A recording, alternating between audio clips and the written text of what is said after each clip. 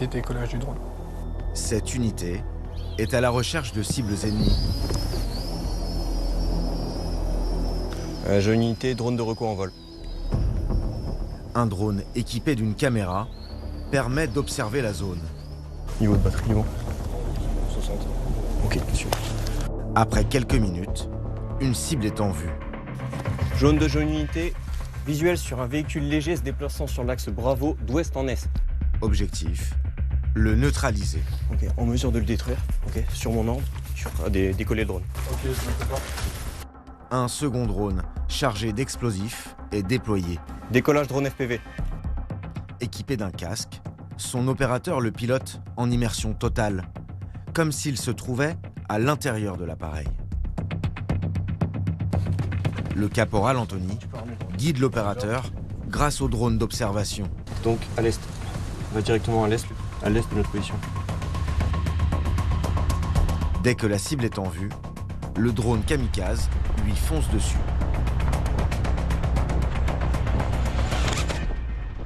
Jaune unité, pour nous, objectif détruit. Je répète, le véhicule léger ennemi a été détruit. Détruit virtuellement. Car ceci est un exercice. En cette fin d'année 2025, la 9e brigade d'infanterie de marine, ou 9e BIMA, se forme au maniement des drones. Donc là, il va falloir réparer le moteur. Vous avez un problème avec? Chaque soldat doit aussi savoir assembler et programmer un drone. L'objectif est d'être le plus autonome possible sur le champ de bataille. Ces militaires ont 4 semaines pour maîtriser ces nouvelles armes, présentes désormais dans tous les conflits. Pour le colonel SK, chef d'état-major de la 9e BIMA, l'expérience des soldats ukrainiens a profondément transformé la manière dont l'armée française conçoit et utilise aujourd'hui les drones. Nous avons eu l'occasion de travailler avec eux en entraînement sur l'utilisation des drones. Nous avons pris directement une partie de leurs conseils techniques, tactiques. Bien sûr, on s'inspire de ce qui existe et on l'adapte à nos moyens, à nos procédures, de façon à les rendre efficaces, effectivement, le plus vite possible.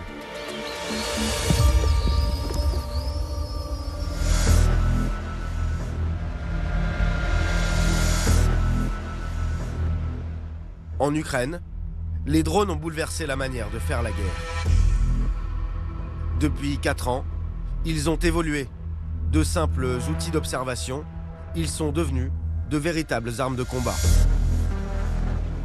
Ça devient vraiment un élément fondamental qui peut changer une bataille. La France est-elle prête? Les généraux, comme les hommes de troupes, ils ont Twitter. Ils voient les drones en Ukraine. Dispose-t-elle des technologies nécessaires? Chez certains voisins européens, devenus des nations du drone par nécessité, la réponse est déjà claire.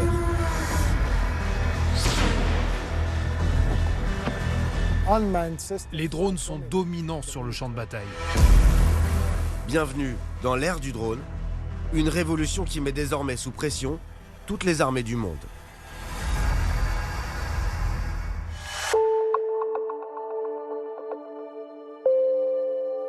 Pour prendre la mesure de l'importance qu'ont pris les drones dans la défense, il suffit de se rendre à Bordeaux, à l'UAV Show, le plus grand salon de drones d'Europe. En 2 ans, le nombre de sociétés proposant des drones militaires a explosé. Lors de cette édition 2025, elles sont 6 fois plus nombreuses.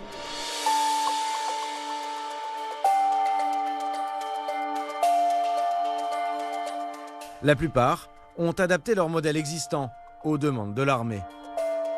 C'est le cas de cette entreprise nantaise. Et dessus, on peut clipser tout ce que tu veux en fait. Depuis 2012, elle développe ce drone de transport de matériel, une technologie initialement destinée à un emploi civil. L'armée l'utilise désormais pour remplacer les soldats sur certaines missions.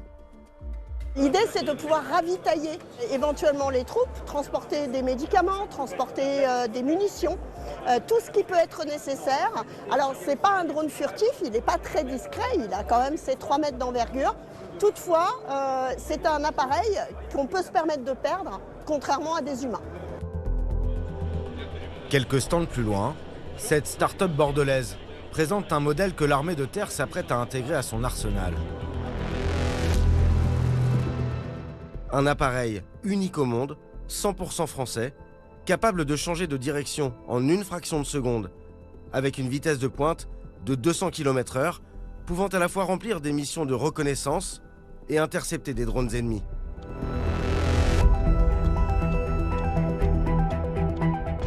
Et pourtant, ce drone a été développé initialement pour un usage civil. Par exemple, la protection d'un aéroport. L'application défense, elle n'a pas été mise en avant directement par la société. C'est simplement pour des raisons de contexte. La société elle a été créée fin 2020. C'était un domaine qui ne permettait pas le développement et qui fait qu'on n'a pas du tout mis en avant les plus-values de notre technologie dans le cas d'application défense. Il n'y avait pas le besoin, on n'avait pas de besoin de drones, pas besoin de sujets de défense.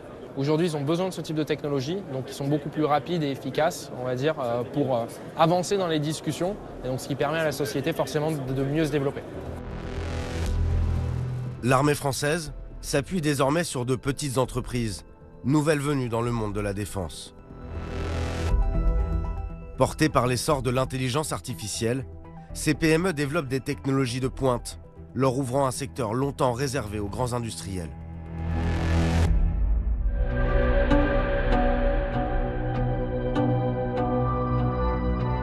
Brignoles, dans le Var. Les militaires de la 7e brigade de la sécurité civile s'entraînent sur un site reproduisant les dégâts d'un tremblement de terre. Ce matin-là, l'unité drone teste un nouvel outil capable de cartographier une zone en temps réel. Décollage. Allez. Tu décolles, tu te mets à 20 mètres. Donc là tu fais le vol, donc toujours en gardant à peu près l'axe de ta caméra, tu vois. En fait tu fais un 360 autour.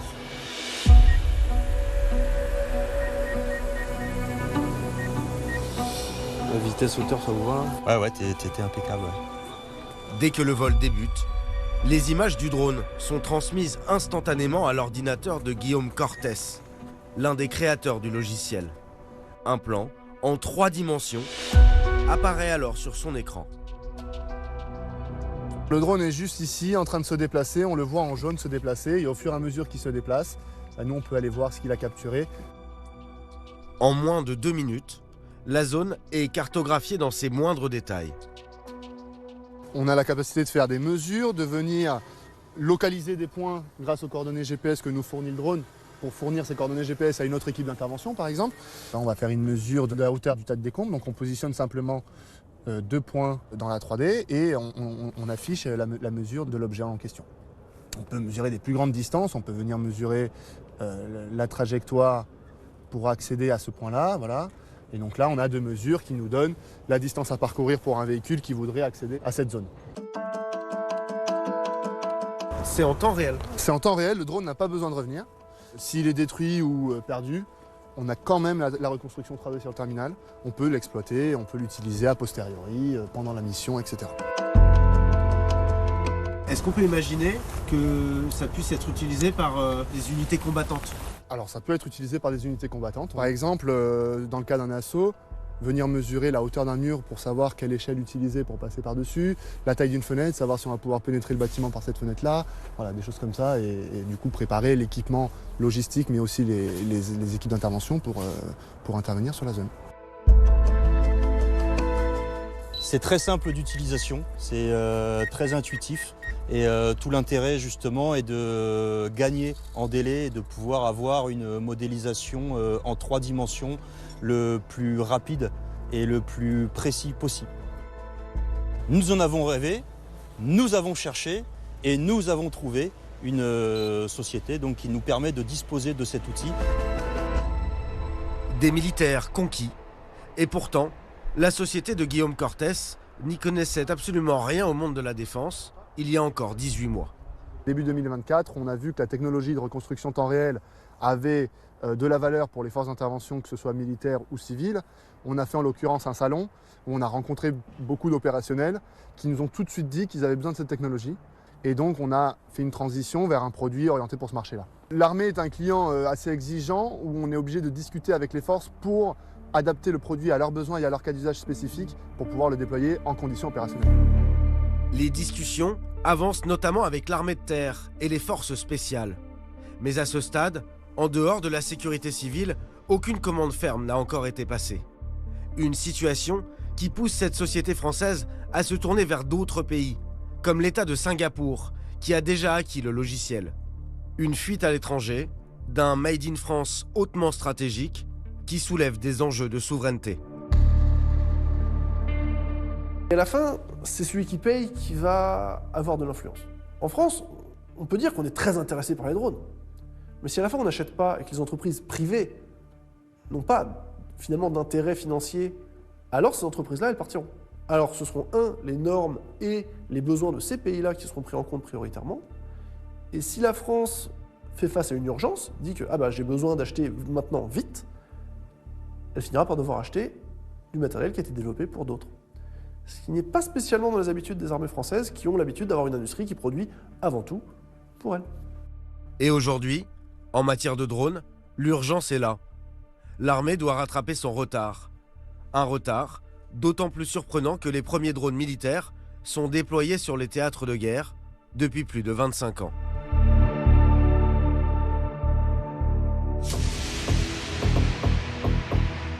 Les drones, ces avions sans pilote qui peuvent retransmettre instantanément leurs images vidéo, sont utilisés dans la traque contre Ben Laden. Ils surveillent les routes et les cachettes possibles du terroriste.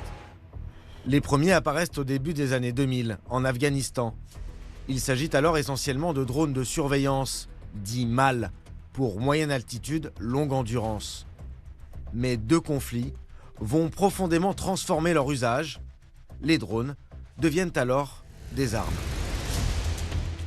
Au début des années 2010, en Syrie, quand l'État islamique commence à utiliser des drones civils, à accrocher dessus un pain d'explosifs pour l'envoyer sur un groupe adverse.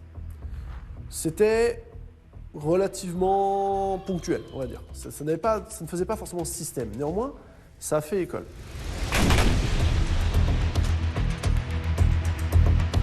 La deuxième étape, c'est 10 ans plus tard, c'est en 2020 la guerre entre l'Azerbaïdjan et l'enclave du Haut-Karabakh. Où là, pour la première fois, l'Azerbaïdjan a utilisé ce qu'on peut appeler un écosystème dronisé. Un écosystème dronisé, ce sont des drones de reconnaissance et d'attaque qui travaillent ensemble pour frapper une même cible. Cet écosystème dronisé-là, il a beaucoup surpris. Parce que beaucoup d'armées, y compris les plus puissantes, européennes, américaines, même chinoises probablement, se trouvaient relativement démunies en fait, face à ce genre d'innovation. Personne ne l'a vu venir ce tournant en fait. Personne ne l'a vu venir au point de prendre des mesures en avance. Personne ne l'a vu venir? Pas tout à fait. Cédric Perrin préside la commission de défense du Sénat. En juin 2021, il a publié ce rapport consacré aux drones dans les forces armées, qui tenait déjà compte des évolutions observées, notamment lors du conflit du Haut-Karabakh. Un rapport qui alertait explicitement l'armée française sur les transformations à venir et dont les conclusions apparaissent aujourd'hui comme prophétiques. Les drones sont devenus incontournables et leur rôle dans les opérations est appelé à se renforcer au fur et à mesure que leur performance s'améliore.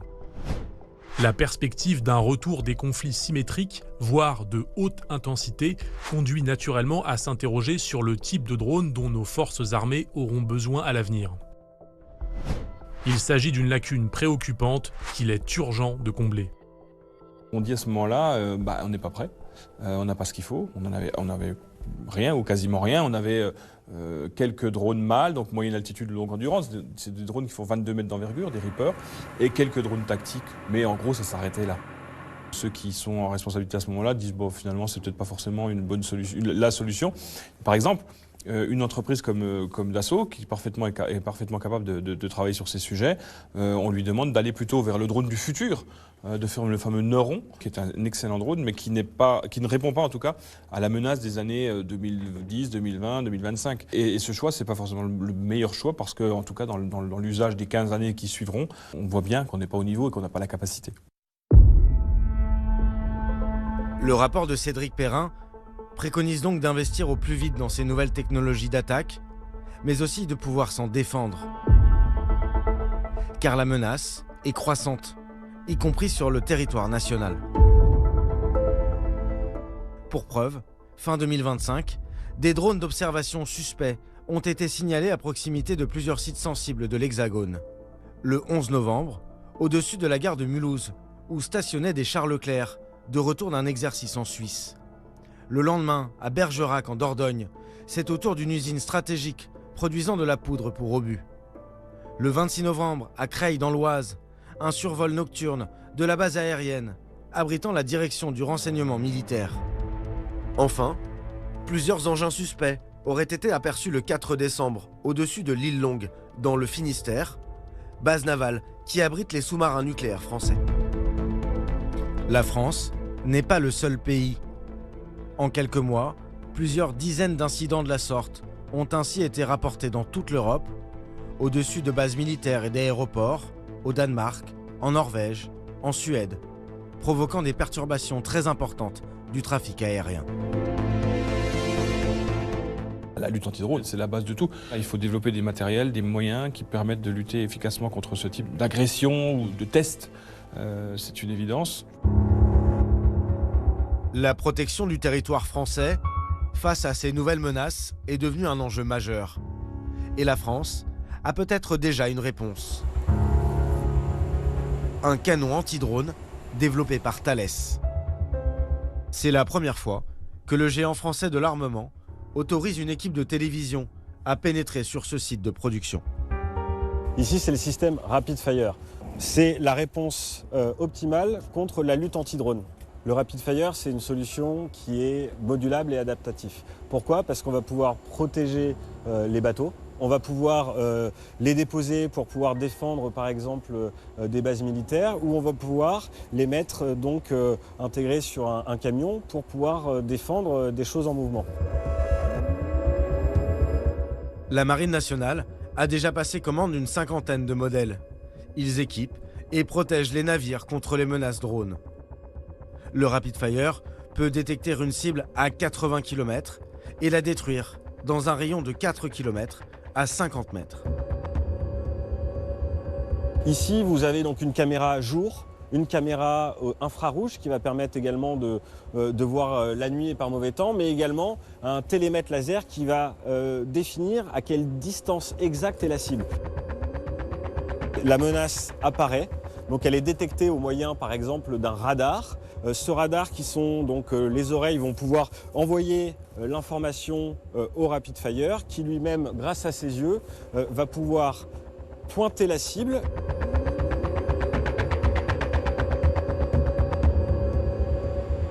À l'arrière du canon sont chargées les munitions. Il en existe 5 types différents, chacun conçu pour répondre à une menace spécifique. On va pouvoir donc, avec un panel de 5 types de munitions différentes, venir piocher dans le système en temps réel la bonne munition au bon moment.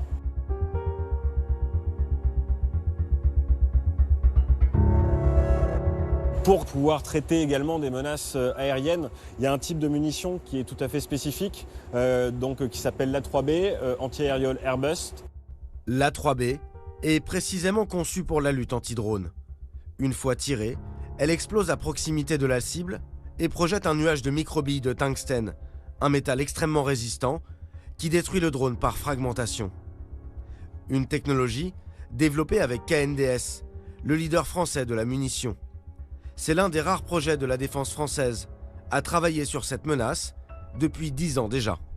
Cette arme, elle a été anticipée avant ce qui se passe aujourd'hui. Elle faisait le pari que la menace d'aujourd'hui et de demain serait la guerre des drones, et des drones différenciés et qui arrivent de manière saturante. Le Rapid Fire est particulièrement efficace contre les essaims de drones. Ces groupes pouvant compter plusieurs dizaines, voire centaines d'appareils, opérant de manière coordonnée. Des systèmes anti-drones qui doivent évoluer au rythme d'une technologie en progression continue. Les dernières innovations en témoignent, comme ce robot miniature développé par la Chine. Ce que je tiens dans la main, qui ressemble à un moustique, c'est un drone. Ce micro-robot copie la nature. Il est très adapté à des missions spéciales telles que la reconnaissance et le renseignement sur le champ de bataille. De toute taille et pour tout type d'utilisation, les drones sont désormais partout dans les airs, mais aussi sous et sur la mer.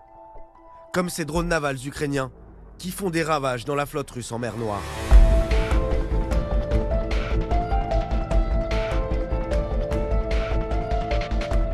Le drone terrestre n'est pas en reste.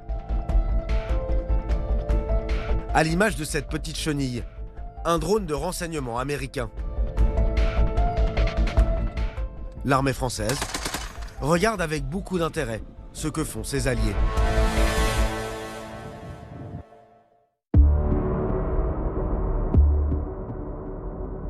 Notamment l'Estonie, où se trouve l'un des pionniers du drone terrestre. Son produit phare, le voici, le Themis. Avec ses chenilles, il a des allures de petit char, qu'on dirait tout droit sorti du film Mad Max. Compact, silencieux, il passe presque partout. Son autonomie peut atteindre 8 heures, sa vitesse de pointe, 20 km/h. Mais son véritable point fort, c'est sa plateforme centrale. Elle peut embarquer jusqu'à 1200 kg de charge ou d'équipement en fonction de sa mission.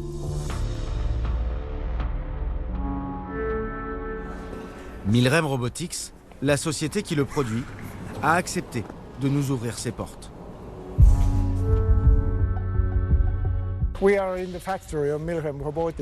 Nous sommes dans l'usine de Milrem Robotics. C'est ici que sont assemblés tous les drones que nous produisons.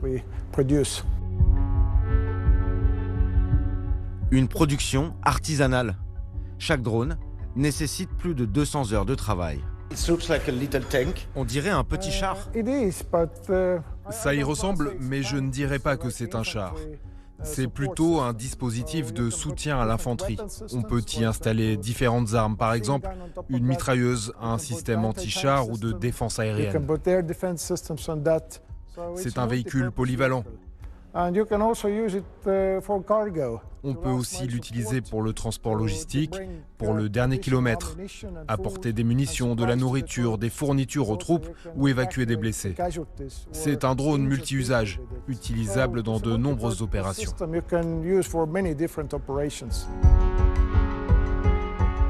Le Themis a déjà fait ses preuves, notamment au Mali en 2018. Les Estoniens, en renfort de l'opération Barkhane, l'utilisaient principalement pour le transport de matériel. Aujourd'hui, ce drone terrestre est massivement engagé sur le terrain en Ukraine. Tous ces modèles que vous voyez partent pour l'Ukraine, comme la majorité de ce que nous produisons. Combien en possède l'Ukraine? Le chiffre n'est pas public. Plusieurs dizaines d'unités, peut-être une centaine. Car le Themis est devenu indispensable sur le front pour répondre à l'intensification de la menace des drones kamikazes. Si vous regardez comment a évolué la ligne de front en Ukraine, c'est une guerre de robots. Les deux camps ont des systèmes autonomes, les deux camps ont des drones, et en réalité, ce sont principalement les drones qui se battent sur la ligne de front. Les humains essaient de rester à l'écart de la zone de la mort. On ne veut plus exposer les soldats dans ces zones à risque. On peut utiliser des machines. La technologie existe. Pourquoi investir encore dans des systèmes avec équipage si on peut sauver des vies humaines? Un concentré de technologie bardé de capteurs. Le Themis peut être piloté à distance, mais aussi fonctionner de manière autonome grâce à l'intelligence artificielle. Milrem Robotics ne communique pas sur son prix, La seule information que nous avons, le prix d'une Ferrari. La Russie a mis une prime sur ce véhicule. Ils voulaient en capturer un pour comprendre ce qu'il contient. Et ils ont réussi à en récupérer un lors d'un combat. Mais bien sûr, nous avons aussi des dispositifs d'autodestruction pour qu'ils ne puissent pas obtenir le logiciel. Donc ils peuvent éventuellement récupérer des pièces mécaniques, mais sans le logiciel, ça ne leur sert à rien. Déployé dans 15 pays, le Thémis a fait de Milrem Robotics le leader mondial du drone terrestre de défense. Une technologie qui, il y a encore 15 ans, semblait ne correspondre à aucun besoin opérationnel. C'était un choix stratégique. Nous investissons dans cette technologie depuis plus de 15 ans, car déjà il y a 15 ans, nous ressentions la menace venant de l'Est. Nous savions clairement que la Russie n'avait pas abandonné ses ambitions expansionnistes. Ce qui s'est passé en 2014 en Crimée et ce qui se passe aujourd'hui en Ukraine montre que notre analyse était juste.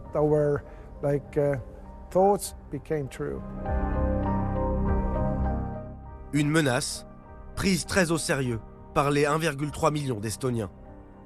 Le pays, bordé par la mer Baltique, le plus au nord des 3 républiques baltes, occupe une position stratégique. Il est l'un des 5 membres de l'Union européenne à partager une frontière directe avec ce voisin menaçant.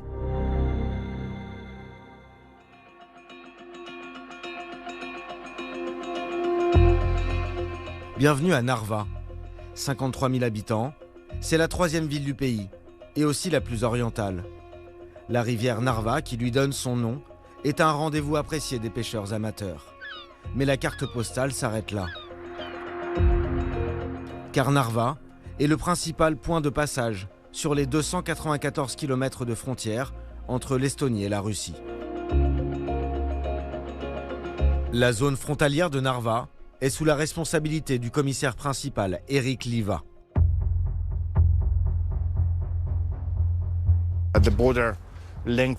La portion de frontière que nous surveillons s'étend sur 76 km et suit majoritairement le cours de la rivière Narva. Dans notre secteur, elle ne peut être franchie qu'à 3 endroits, dont ce pont.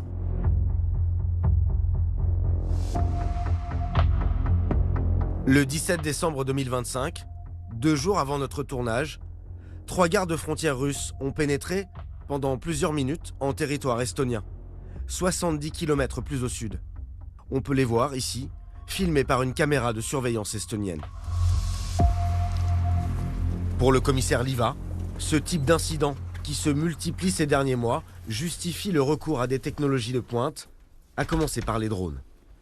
Les investissements réalisés par notre pays pour renforcer fortement la sécurité des frontières sont une nécessité. Selon moi, le choix stratégique engagé par l'Estonie d'adopter ces systèmes avancés, c'est clairement la voie à suivre. Cela rendra la surveillance des frontières bien plus efficace à l'avenir. Surveiller ses frontières, mais surtout, se préparer à un éventuel conflit. Pour les Estoniens, la guerre en Ukraine est un avertissement et la preuve d'une menace bien réelle pour leur sécurité.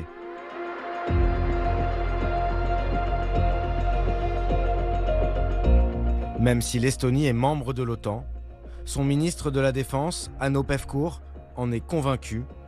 Le pays doit aussi pouvoir se défendre seul. On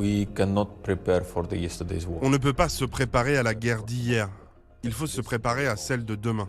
Pour le moment, la menace n'est pas maximale, mais elle ne va pas disparaître. C'est pour cela que nous avons lancé il y a quelques mois le Future Tech Command. Ce plan, sur 4 ans, prévoit un investissement massif de 10 milliards d'euros, dont 1 milliard consacré exclusivement aux drones et aux systèmes autonomes. Un effort financier considérable, représentant 5% du PIB du pays. Nous avons dû augmenter les impôts, réduire certains budgets, accroître notre endettement. Mais en réalité, c'est le minimum que nous devons et pouvons faire.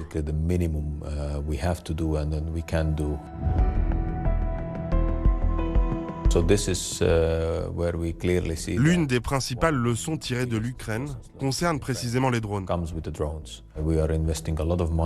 C'est pourquoi nous investissons massivement dans des radars de nouvelle génération, notamment de basse altitude, dans les drones intercepteurs, les capteurs acoustiques, tout un arsenal technologique pour détecter et, si nécessaire, neutraliser les drones.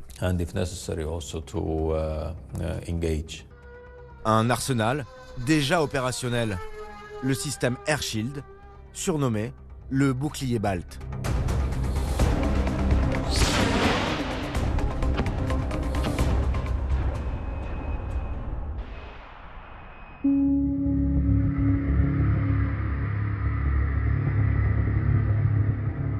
Pour le découvrir, nous avons rendez-vous quelque part au sud de Tallinn.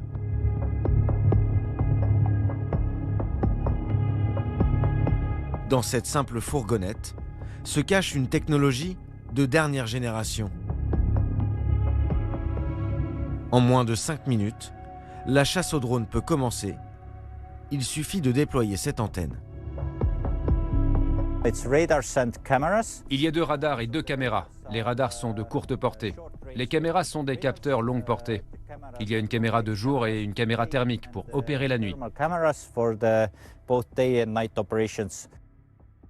Comme le système intégré au Rapid Fire du français Thales, le détecteur est capable de fonctionner sous la pluie, sous la neige et avec une visibilité nulle. Mais ici, ce dispositif est beaucoup plus mobile et modulable à l'infini. Cette version est installée sur une base de minivan pour des usages civils, mais elle peut aussi être montée sur des plateformes blindées, des navires ou n'importe quel support choisi par nos clients. Elle peut également être déployée en version fixe pour protéger une infrastructure critique. Pour les besoins de la démonstration, un drone leur est lancé. En quelques secondes, le système Air Shield le repère et la cible apparaît sur les écrans. Le point violet, là, c'est la cible. Une fois que nous avons appuyé sur le bouton de tracking, le système commence à suivre la cible. Dans l'onglet Informations, vous voyez ses coordonnées, son altitude, sa vitesse et aussi l'orientation vers la cible.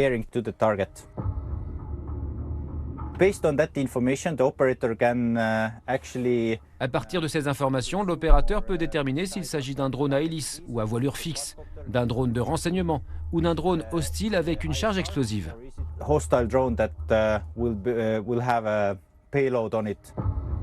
Ça n'a l'air de rien, mais c'est une vraie prouesse technologique. Pouvoir non seulement détecter un drone, mais aussi l'identifier et par extension, en déduire ses intentions. DevSec Intel ne conçoit que la partie radar du dispositif. Pour que le système Air Shield soit pleinement opérationnel, il doit intégrer des solutions de neutralisation des cibles. Comme le Blaze. Ce drone, aux allures d'obus, est surnommé la Formule 1 du ciel.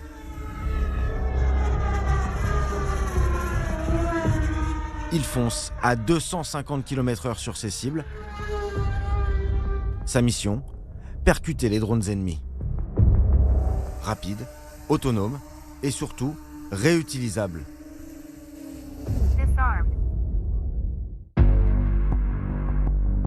Il est produit et conçu par Origin Robotics, une start-up lettonne fondée en 2022. Vous voyez le processus de conception tel qu'il se déroule dans notre atelier. Nous n'entrerons pas dans les détails, nous ne voulons pas en montrer trop. Une arme défensive de haute précision, pensée comme un véritable chasseur de drones. Une réponse potentielle aux drones espions qui violent l'espace aérien européen. Beaucoup de pays cherchent aujourd'hui l'outil adapté pour répondre à ce problème précis. Et le Blaze est cet outil.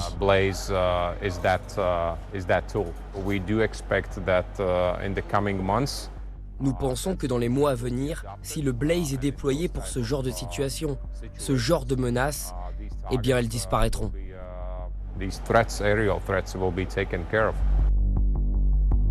Une autre menace, bien plus importante, existe. Le Shahed. Ce drone kamikaze, produit en masse dans les usines d'armement russes, est utilisé pour saturer le ciel ukrainien.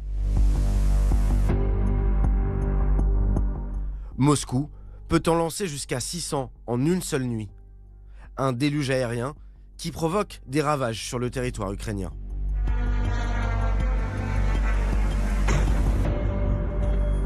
Contre cette arme destructrice, Air Shield affirme aussi avoir la solution. Le Mark I, un missile miniature, made in Estonie. Voici le plus petit missile jamais construit. Son concepteur, Kusti Salm, ne cache pas sa fierté et ne manque pas d'arguments pour vanter son invention. C'est le premier missile réellement conçu pour être fabriqué en masse. Celui que vous voyez fait 65 cm. C'est aussi le missile le plus court jamais construit et le plus léger. Il fait moins de 2 kg. C'est un missile entièrement guidé, propulsé par du combustible de fusée. Il vole presque à la vitesse du son. 1240 km/h. Il vole comme une balle. Son lanceur est mobile, sa cadence de tir extrêmement rapide. Il atteint sa cible en moins de 6 secondes, avec un taux de réussite de 100%. Mais son principal atout, c'est son prix. 50 000 € pièce. 10 fois moins cher qu'un missile traditionnel. Un argument de poids, car le coût des armes est un enjeu crucial en temps de guerre.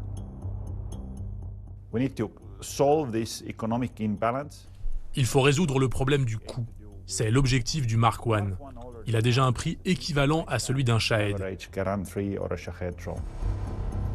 Mais lorsque nous monterons en cadence, lorsque nous produirons réellement des centaines de missiles par jour, le coût baissera encore et l'avantage économique basculera à notre avantage. Un enjeu économique dont la France a désormais pris conscience. En janvier 2026, une annonce du ministère des Armées en témoigne. Le constructeur automobile Renault va produire en série des drones dits consommables en partenariat avec Turgis Gaillard, concepteur français du drone Aroc. Baptisé Chorus, cette alliance prévoit une capacité de production pouvant atteindre 600 drones par mois. Des appareils peu coûteux, polyvalents, capables aussi bien de missions de renseignement que d'attaques kamikazes. La France espère ainsi rattraper une partie de son retard en se lançant de manière industrielle dans la course au drone.